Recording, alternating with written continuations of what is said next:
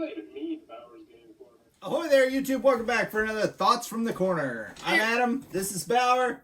And no Lucy tonight, unfortunately. But we're going to be talking about The Few and Curse, a curse-chasing adventure. This is the new one from Rock Manor Games, based on the comic. It is for 1 to 4 players. Ages 13 plus. It'll take about 90 minutes to play. And in The Few and the Curse, and I did do a gameplay video of this, which I'll post if you want to check that out.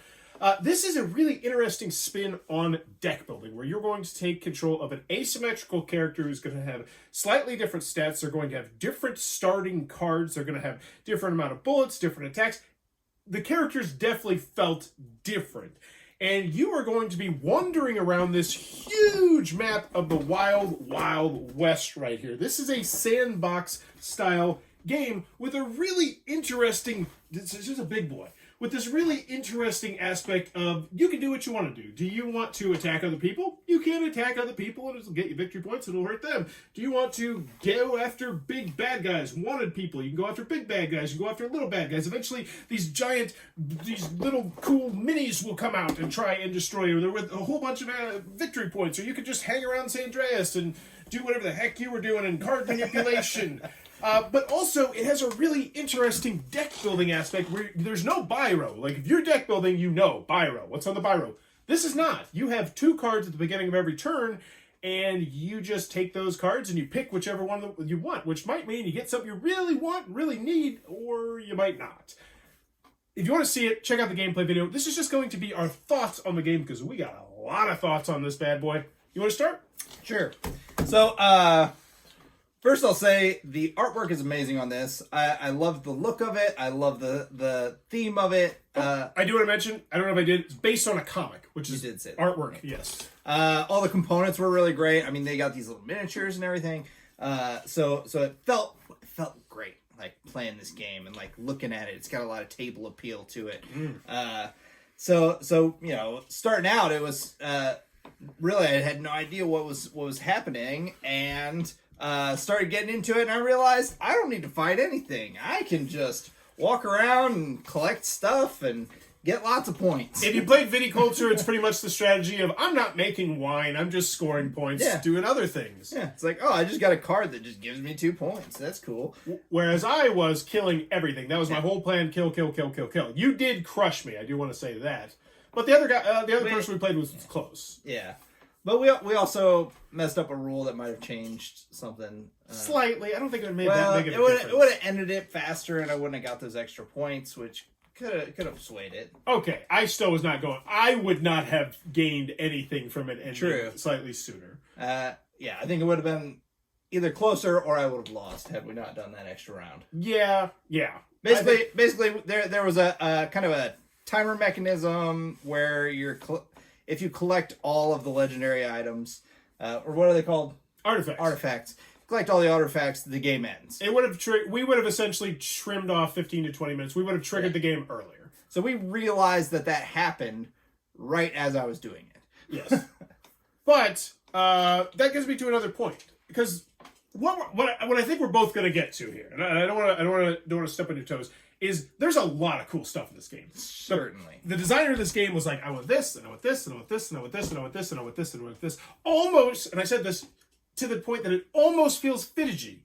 It can feel fidgety. Some of the rules are very specific. Oh, if you ever run out your entire deck, then you have to completely, start losing health. Or, oh, if you go over this spot, but you don't actually have the action to do it, you can do it, but you have to take a damage. Or, oh, if you go to here, you draw a fancy card instead of a regular card. Or there's a lot of those little things. Not too much. That's the thing. I think that a lot of that stuff, though, was basically you can use your health as another resource that you have. And that, like, none of us really did that, but you could go into that pretty hard. Yes, and that's what I'm saying. Like, the sandbox feel of the game comes across. The game does not say you have to play this way. It never gets out of hand, though. Yes. But the big elephant in the room was the time on this. So we played a 3-player game of this. I knew what I was doing. I played it solo. I played it 1.5 times solo. I made the mistake, so we came into this knowing, and I was able to teach it relatively well. I felt like I taught it pretty well. And we still clocked in around the 3-hour mark. I mean, I felt like I had a good grasp on it in the first round. So yes. it's but not like I was lost at any point. No, but that gets to the downtime between turns. Now, this is 1 to 4 players, and I believe if you bought the expansion, you could get going up to 6 players. I would first and foremost recommend never playing this at 6 or 5 players. Unless 4 you got players, a whole day and you like your downtime. yes, 4 players would. I mean, I don't watch an episode of Community between turns. Because here's the thing, I like the game, and I'm going to recommend this game with a humongous asterisk. But the game does so many cool ideas. There's this really fascinating hand management aspect to this game, where every time in a deck building game where you have to shuffle your deck, you actually have to return back to the center of the map in San Andreas, and all of a sudden, like, this game is just like, boom, hand manipulation, baby, and it's like, oh, I want to spend this card, but if I spend this card, I'm going to have to go to San Andreas, because you can keep the cards from round to round to round if you want to. But then you had a card where you were just trying to nil through your deck as fast as you can to get back. And then I'd camp. And then I would stay out. So you could, instead of getting sent back to San Andreas, you could decide to use your action to just stay in that spot. You get a health, and you get to shuffle up your deck again. And I thought that was fantastic. Like, I used that to... You did that more than anybody else. Great benefit. I feel like there's so many things we haven't even talked about. There's the job cards. There's the store. Purchasing. Like, you can purchase things on your board to make your character better. Yes. Like, just spend the money. And the thing is, you're not using the money to buy cards. You get new cards every turn. So it's it's just okay. It's got a lot of good things going on. I want to ask a question. We played this with someone who was very negative on the game. And I'm not going to say he's wrong. I'm not going to say he's wrong at all, because it did take a long time. Some of your turns were upwards of 15 minutes. Yeah. And I'm not saying that in a negative way. It's just because you had like 30 cards. I don't think that I was like...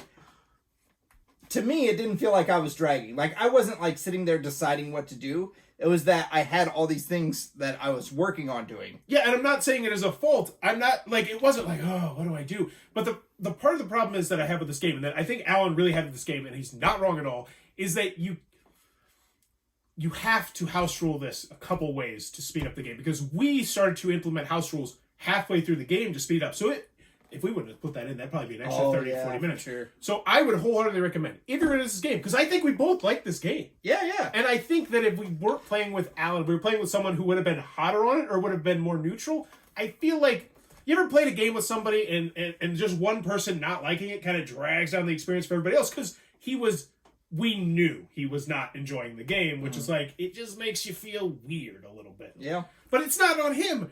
But we put in the house rule where you draw your 2 cards while it's the other person's turn. So that way you can decide what you're going to do. And we even got to the point where you were even doing an event, because we didn't even talk about the events. Oh my gosh, we didn't talk about the side. There's so much in this game. So whenever you start a turn, you do the deck building where you draw 2 cards, then you pick one of them. It's cool. I like it. And then you do an action for the location that you're at. So you're either going to be out in the mountains, or you're going to be in the canyon or in the ruins. And depending on where you are, you're going to draw a card, and a random event will happen. So you're going to get a whole bunch of these. So there's tons of different events happening.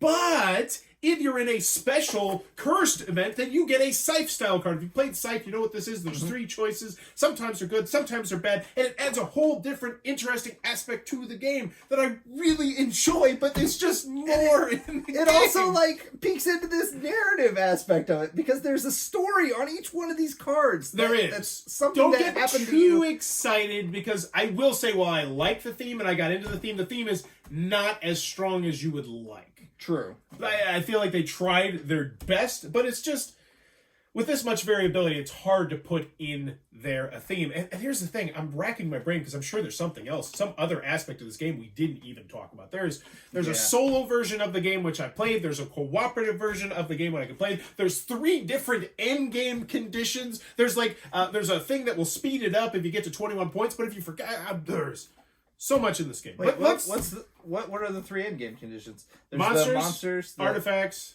What's the 3rd one? Maybe there's like 2. I thought there was 3. I could be wrong. There's a lot. Like, but let's just get with the final thoughts on this game, because I've got now the Bowers Game of the Month. Do you think that this should usurp it? I gave Team 3 an 8.5. I think it's spectacular. This is obviously a very different beast, but do you think it's in that range? I mean, it's that It's a really hard it game. is a really so if this were a 2-player game, Yeah. it could be way up there. But being a 3-player, a 4-player, the downtime is going to be an issue. Oh, and we didn't even talk about how the fact that you get two. So it has a mechanism from Dead of Winter where the first player token does not go to the right; it actually goes to the left, which means once every round someone is going to have 2 turns in a row, which means your downtime could increase exponentially because you were drawing a boatload of cards. Your 2 turns in a row would literally. They would take 15 to 20 minutes in a lot of instances just because of the amount of cards you have. Where I ended up, I ended the turn with 9 cards in my hand. Yes. Right? So that means that I had probably 20 cards that I was working with during this turn. Because there's a lot of cards there's cards that will let you draw cards. And I got a lot of those draw cards. Yes. and the ones that make you double it. So I was like constantly doubling. And I had lots of curse ability. So like you had hardly any ability to get cursed. Mine was up to 8. Yeah, I was at 3 most of the game, but that's because my strategy was boom, boom, boom. I want to kill bad guys, hooray! But few and curse. Final thoughts. Oh yeah, and then when you get cursed, you get the bonus. Oh, we didn't even talk about the. Oh my gosh, there's so much going on. Okay, yes. If you get too high on this curse track, and it's not necessarily a bad thing, you become cursed, which for me actually meant I was doing more Made damage. me stronger too. And if you get more cursed, there's another fidgety rule where if you get more cursed, if you go past the curse threshold, then you have to take additional damage. There's so much. But final thoughts. We got to wrap this up. I'm sure there's something we didn't even forget to mention. So yeah, I would say not higher than Team 3. Right do you think now. it's a good game or do you think it's a great game? I think at more than 2 players, good game. 2 players, verging on great game territory. I would play this 1-on-1 with you.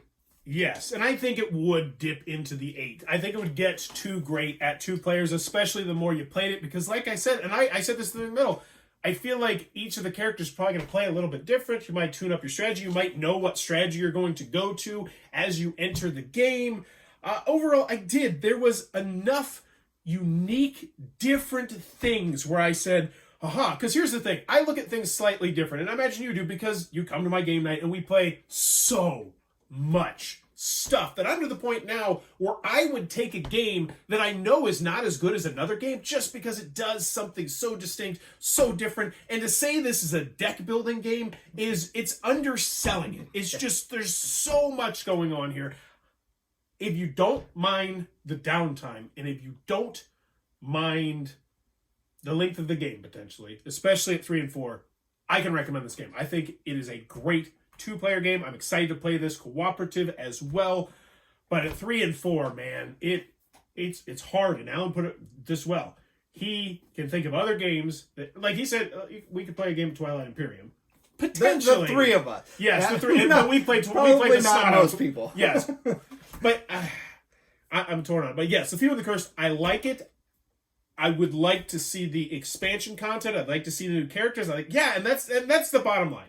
I want to see the new stuff. I want to see more cards. I want to see more monsters. I want to see more of this. I want to see more of that. I want more variability. I want more of everything, which in the end tells me that I do like the game. So The Few and the Cursed, very divisive game. I think this game is going to have a lot of very differing opinions.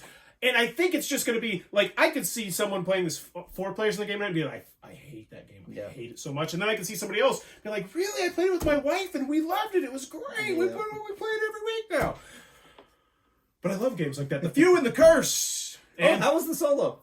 Solo game was a great learning experience. It allowed me to teach the game. Oh my gosh, imagine if we would have went into this dry. Just, all right, let's learn the game, The Few and the Curse. That would have added a whole hour and a half, I think, to it. Man, there's a lot to think about in this game. That is The Few and Cursed solo. And if you're looking at this as a solo game, I don't think I can recommend it. I don't. There's too many things that you just need more people with, I think. But there you go. That is The Few and Cursed from Rock Manor Games. Looks like it might be a cup of tea. be sure to check this one out.